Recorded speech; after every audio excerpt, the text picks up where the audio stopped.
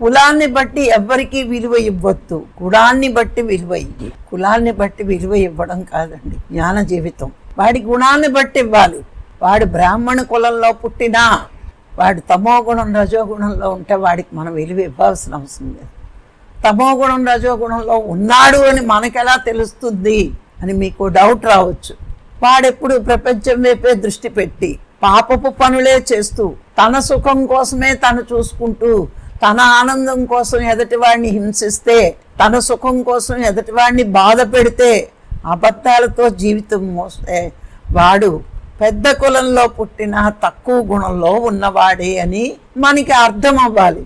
అది బ్రాహ్మణ కుటుంబం అవ్వచ్చు, కోమట్లు అవ్వచ్చు, ఏదైనా అవ్వచ్చు. పెద్ద కులంలో పుట్టినంత మాత్రాన పెద్ద గుణం ఉండాలని రూల్ లేదు. సాత్విక గుణంలోకి వచ్చేకే వాడు సత్యాన్ని ప్రేమిస్తాడు, సత్యమే మాట్లాడతాడు, ఎదుటి వాళ్ళని ఎప్పుడూ నొప్పించడు. అందుకే అన్నారు నొప్పించక తానొవ్వక నేపువాడు ధన్యుడు సుమతి అని. అంటే ఎదుటివాడిది ఏనాడు ఆశించకూడదు, ఎదుటివాడిని మోసం చెయ్యకూడదు. మరి సత్శీలము, మంచి క్యారెక్టర్ ఉండాలి. ఎందుకు మంచి క్యారెక్టర్ సాత్విక గుణంలో ఉన్న వాళ్ళకు ఉంటుందంటే వీళ్ళు భగవంతుడికి దగ్గరైపోతూ ఉంటారు. దగ్గరైపోయినప్పుడు ఇలా తాత్కాలిక సుఖాలకి, తాత్కాలిక భోగాలకి వాళ్ళు వశమైపోతే వాళ్ళ సాధన అంతా నిర్వీర్యం అయిపోతుంది. అది వాళ్ళకి తెలుసు, సాత్విక గుణంలో ఉన్న వాళ్ళకి. అందుకే సత్యానికి చేరువైన వాడు జనాకర్షణకి, ధనాకర్షణకి, చూడండి మనిషిని పడగొట్టేవి కీర్తి, కాంత, కనకం, ఈ మూడు చెప్తారు. ఆ మూడిటికి దిగజారడు.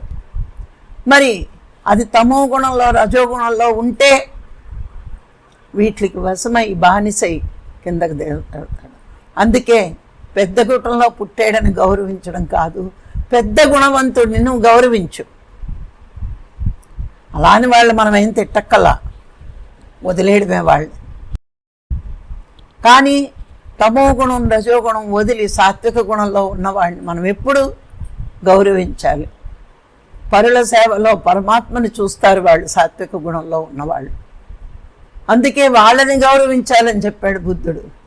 కులాన్ని చూసి నువ్వెప్పుడు గౌరవం ఇవ్వడం కాదు, గుణాన్ని చూసి గౌరవం ఇవ్వడం నేర్చుకోవాలి. నువ్వు సాత్విక గుణం వాళ్ళని, గొప్పవాళ్ళని గౌరవిస్తున్నావు అంటే నువ్వు గొప్పవాడివి. నువ్వు గొప్పవాడివి కాబట్టి గొప్పవాళ్ళని గుర్తించగలిగావు. నీలో ఇంకా అలాంటివి ఉంటే నువ్వు కింద స్థితికి వెళ్ళిపోతావు. అందుకే కులాన్ని చూసి కాదు, గుణాన్ని చూసి మనం గౌరవించాలి అని చెప్పాడు.